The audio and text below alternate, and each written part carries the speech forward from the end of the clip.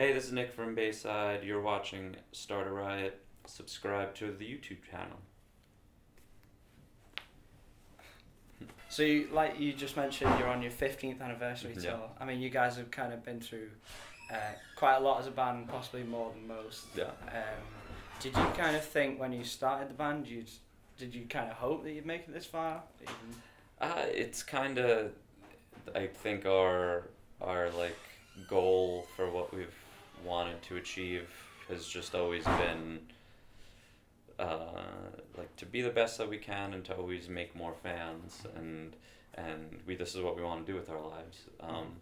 So we kind of always had to do whatever it takes to do the next album, do the next tour, and kind of keep our heads on straight and just realize that we want to do this for as long as we can and make it a career, and not like just try and be an overnight thing or write a song that could be, you know,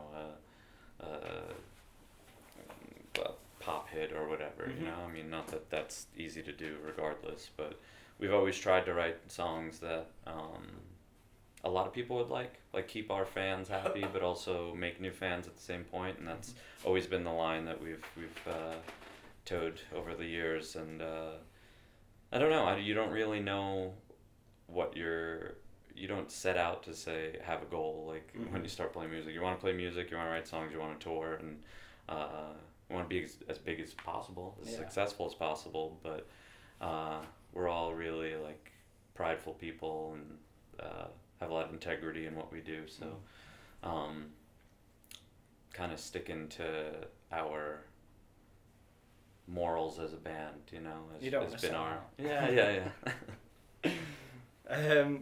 Did you ever think about not continuing with the band? Because I mean, there's quite a few other bands kind of started at similar times, maybe a bit earlier, like Thrice and Thursday. They've kind of got to a similar point and just gone, do you know what, we've had a good run, but I don't know, you know, like I think that we've always strived for more, and we've never we didn't really become as successful as those bands as quick as they did, you know. So like we've really only over the past couple of years gotten as successful as those bands were, and it's been like a kind of, you know, tortoise versus the hare kind of type thing, you know. Like we're slowly and steadily, you know, in the race for 15 years, and that probably helps just as far as us, like I said earlier, kind of always needing to do the next album, needing to do the next tour, and always being hungry to do that instead of having it all happen to us right away. So, and our sound is different, you know? Like in the last 15, 20 years, whatever it is, like, you know, screamy, hardcore-y things, those bands are always bigger than us, but then they always either break up or get super small eventually, you know. It's a very trendy or time and place thing when it comes to that type of music, and we've never been either of those things. It's good though. Like, you can definitely hear influences from new bands from Bayside. I think I feel like A Day to Remember have got quite a bit of Bayside-y influence. Like, I could see it. They're like they don't sound like Bayside, but I feel like No, whenever we play in the States and we have like local bands opening shows or whatever, bands are always like, you're such a big influence on us, but then they sound like A Day to Remember. And I'm like, I thought you said we were a big influence. So you just re-released Cult this year with a few new songs. A cover of Call Me by Blondie, which is brilliant. An acoustic version of Transitive Property, and new single Dancing Like an Idiot. That kind of got some controversy. Yeah. Were you kind of expecting that? Did you put it out there kind of thinking this might... I mean, it is what it is, you know? Like, I don't know, it could have... I don't know if we planned on it to be like a super controversial thing, but I don't know. To me, it's like our fans liked it, and people who didn't like us to begin with didn't like it. Probably because they felt like they were like possibly looking in a mirror. You know? Like, uh-oh. And then it's the internet, so there's backlash, you know? And maybe there's some people who haven't heard us who have new respect for us, and I don't know, we've just been always trying to find our scene for the last 15 years, and we've played amongst a lot of just bands who have bad intentions and don't carry themselves well, and at this point we're not going anywhere anytime soon, and you know, the lyrics and mentality behind that song, it's just what we are, you know, like we play amongst those bands all the time, and we carry ourselves a certain way and expect a lot of ourselves and try and be a positive influence as human beings. So when you see bands doing the exact opposite and there's tons more people watching them, it's like, I don't know, like something's wrong here, we gotta say something. So we'll take that responsibility. Yeah. You've always had quite a acerbic content in the songs. I was stuttering on the new album. That thing that probably resonates with a lot of songwriters. There's the line in there about, again, if you don't write this, I'll cut it out. Yeah. About heartless fucking crooks. Yeah. And you kind of mentioned about record labels in the past. Is that kind of? It's about a lot of things. Yeah, I mean, there's a lot of people who make money off of us. You know, there's just a lot of people who make money and don't carry their weight. You know, it's a very like there's contracts in the record business where that say you get this amount of money for doing this, you know, and there's plenty of people who just make money off of what we do and don't necessarily carry their weight. So it is what it is, you know. That's been a tale as old as time when it comes to the music business. Yeah. Okay, cool. I won't mention anyone. Oh, it's fine.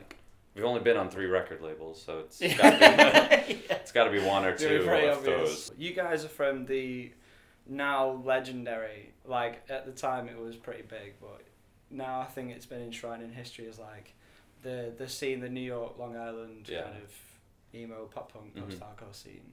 Yeah. I mean, you came up with bands like Thursday, I just mentioned before, Brand New, Taking Back Sunday, My Chemical Romance, San Jose, New Jersey. Yeah. It's quite close.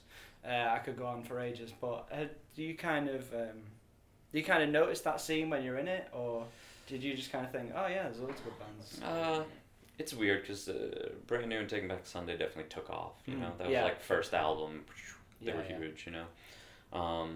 But that was kind of like probably when you guys were just starting, right? Yeah, we were playing shows with them, but they went to the stratosphere. You know. I mean, there's something special just about. I mean, there's a lot of special cities that pump out good bands, but something about Pennsylvania, New Jersey, New York, really, I don't know what it is. It might just be that there's a lot of people there, and for every 1,000 bands, 3 of them are great. Or there's just some kind of certain suffering in those states that makes for tortured artists. But I don't know. I mean, it's cool to be a part of, and it's cool to bring it to like a national attention over the last 15 or 20 years. It was cool when you were doing it like pre-internet. I've been going to shows since I was 14, and the internet kind of made it more of a national and global thing. And I went on tour with my first band like straight out of high school, and it's crazy to me to think that like anyone at that point knew about the band I was in, because there was like barely any internet, and things are a lot easier to find bands now. It's a little bit more saturated on the other end of it. It makes it kind of a little less special, I think, sometimes. But I mean, it's a cool place to be from, to live, and there's just something about New York, but then also I would lump in like Philadelphia and New Jersey. Yeah, well, in our last interview, it was with a band called, it wasn't the last interview, but before that was a band called Beach Slang, who are from Philadelphia. And we kind of spoke about that. I see a lot of not similar bands, but a similar kind of scene developing in Pennsylvania, like Tiger's Jaw, Title Fight. I mean, some absolutely amazing bands coming out there. It's, I mean, it might be like a little bit of a like working class mentality too, especially Pennsylvania.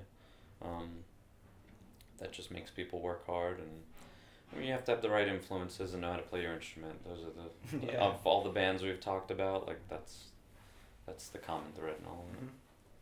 Cool. That's all my questions. It's Nick from Bayside. Cool. That was really cool. Thanks for that. Yeah, thanks.